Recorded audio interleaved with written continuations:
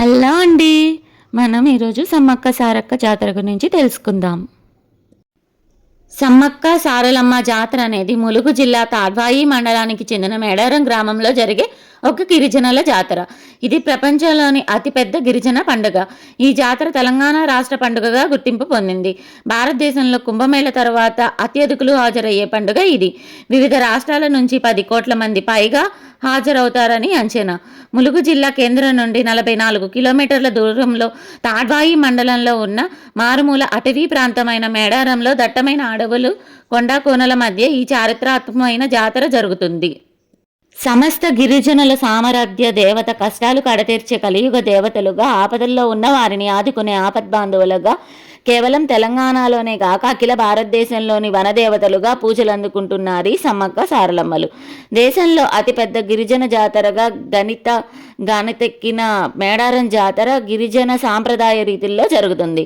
తెలంగాణ రాష్ట్రం నుండే కాక పొరుగు రాష్ట్రాలైన ఆంధ్రప్రదేశ్, మహారాష్ట్ర, మధ్యప్రదేశ్, ఒడిశా, ఛత్తీస్గఢ్, జార్ఖండ్ రాష్ట్రాల నుండి కూడా లక్షల కొద్ది భక్తులు తండోపతండాలుగా తరలి వచ్చి మొక్కులు చెల్లించుకుంటారు.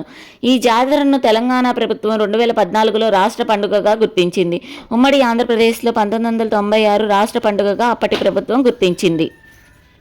నేటి జగిత్యాల జిల్లా జగిత్యాల రూరల్ మండల ప్రాంతంలోని పోలవాసు పాలించే గిరిజన దొర మేడిరాజు వేటకని వెళ్ళినప్పుడు ఒక పుట్ట మీద కేరింతలు కొడుతూ కనిపించిన పాపకి సమ్మక్క అని పేరు పెట్టి పెంచుకున్నాడు. సమ్మక్క వారికి పుట్ట మీద కనిపించే సమయంలో చుట్టూ పులులు, సింహాలు ఆమెను రక్షణగా నిలవడం చూసి ఆమెకు దైవాంశ సంభూతురాలుగా భావించారు.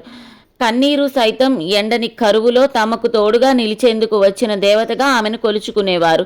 సమ్మక్క హస్తవాసి వారి నమ్మకాన్ని తరచూ రుజువు చేస్తుండేది. ఆమె చేత్తో ఆకుపసరు ఇస్తే ఎలాంటి రోగమైనా ఇట్టే నయమైపోయేదట. ఆమెను అతడి మేనల్లుడైన మేడారం పాలకుడు పగిడిద్ది రాజుకు ఇచ్చి పెళ్లి చేస్తాడు. ఈ దంపతులకు సారలమ్మ, నాగులమ్మ, జంపన్న అనే 3 సంతానం కలిగారు. రాజ్యం విస్తీర్ణ కాంక్షతో కాకతీయ ప్రభువు మొదటి ప్రతాపరుద్రుడు పోలవాసిపై దండెత్తాడు. ఆయన దాడికి తట్టుకోలేక మేడారం రాజు మేడారం పారిపోయి అజ్ఞాతవాసం గడుపుతుంటాడు. మేడారాన్ని పాలించే కోయరాజు పగిడిద్ది రాజు కాకతీయుల సామంతునిగా ఉంటూ కరువు కాటకాల పరిస్థితుల్లో కారణంగా కప్పం కట్టలేకపోతాడు.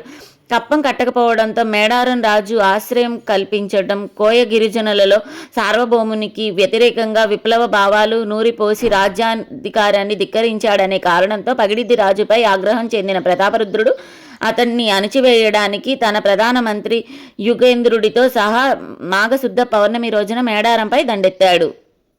సాంప్రదాయ ఆయుధాలు ధరించి పగిడిద్ది రాజు, సమ్మక్క, సారక్క, నాగులమ్మ, జంపన్న, గోవిందరాజులు వేరు వేరు ప్రాంతాల నుండి గేరెలుగా యుద్ధాన్ని ప్రారంభించి వీరోచితంగా పోరాటం చేశారు. కానీ సుశిక్షితమైన అపార కాకతీయ సేనలను దాటి తట్టుకోలేక మేడారం రాజు, పగిడిద్ది రాజు, సారలమ్మ, నాగులమ్మ, గోవిందరాజులు యుద్ధంలో మరణిస్తారు. పరాజయం వార్త విన్న జంపన్న అవమానాన్ని తట్టుకోలేక సంపంగి వాగులో దూకి ఆత్మహత్యకు పాల్పడతాడు. అప్పటి నుంచి సంపంగి వాగుకు జంపన్న వాగు అని ప్రసిద్ధి చెందింది. యుద్ధభూమిలో కాకలు తీరిన కాకతీయ సైన్యాన్ని ముప్పతిప్పలు పెడుతుంది. వీరోచితంగా పోరాటం సాగించిన గిరిజన మహిళ యుద్ధ నైపుణ్యానికి ప్రతాపరుద్రుడు ఆశ్చర్యచకితుడు అవుతాడు. చివరికి శత్రువుల చేతిలో దెబ్బతిన్న సమ్మక్క రక్తపు దారులతోనే యుద్ధభూమి నుంచి నిష్క్రమించి చిలకల గుట్టపైకి వెళుతూ మార్గ మధ్యలోనే అదృశ్యమవుతుంది. సమ్మక్కను వెతుక్కుంటూ వెళ్ళిన అనుచరులు ఆమె జాడ కనిపించలేదు. కానీ ఆ ప్రాంతంలో ఒక పుట్ట దగ్గర పసుపు కుంకాలు గల భరణి లభించింది. దాన్ని సమ్మక్కగా భావించి అప్పటి నుంచి ప్రతి 2 ఏళ్లకు ఒకసారి మాఘశుద్ధ పౌర్ణమి రోజున సమ్మక్క జాతరను అత్యంత భక్తితో శ్రద్ధలతో జరుపుకుంటారు. జాతర మొదటి రోజున కన్నేపల్లి నుంచి సారలమ్మను గద్దెకు తీసుకొస్తారు. 2వ రోజున చిలకలగుట్టలో భరిణ రూపంలో ఉన్న సమ్మక్కను గద్దెపైకి ప్రతిష్ఠిస్తారు. దేవతలు గద్దెపై ప్రతిష్ఠించిన సమయంలో భక్తులు పూనకాలతో ఊగిపోతారు. 3 రోజులు అమ్మవారు ఇద్దరు గద్దెపై కొలువు తీరుతారు. 4వ రోజు సాయంత్రం ఆవాహన పలికి దేవతలు ఇద్దరిని తిరిగి యుద్ధ స్థానానికి తరలిస్తారు. వంశపారంపర్యంగా వస్తున్న గిరిజనులే పూజారులు కావడం ఈ జాతర ప్రత్యేకత. తమ కోరికలు తీర్చమని భక్తులు అమ్మవార్లను బంగారం అంటే బెల్లం నైవేద్యంగా సమర్పించుకుంటూ గిరిజనులు వాళ్లే కాక అనేక మతాలకు చెందిన ప్రజలు ఈ ఉత్సవంలో పాల్గొంటారు. సుమారు 1 కోటికి పైగా జనం పాల్గొనే లో జరిగే అతి పెద్ద విశిష్టమైన జాతర మేడారం సమ్మక్క సారలమ్మ జాతర.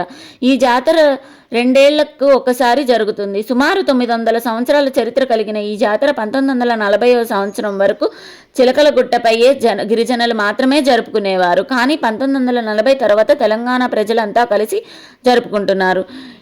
ఏటేటా జనం పెరుగుతుండటంతో జాతరను కొండ కింద జరపటం ప్రారంభించారు.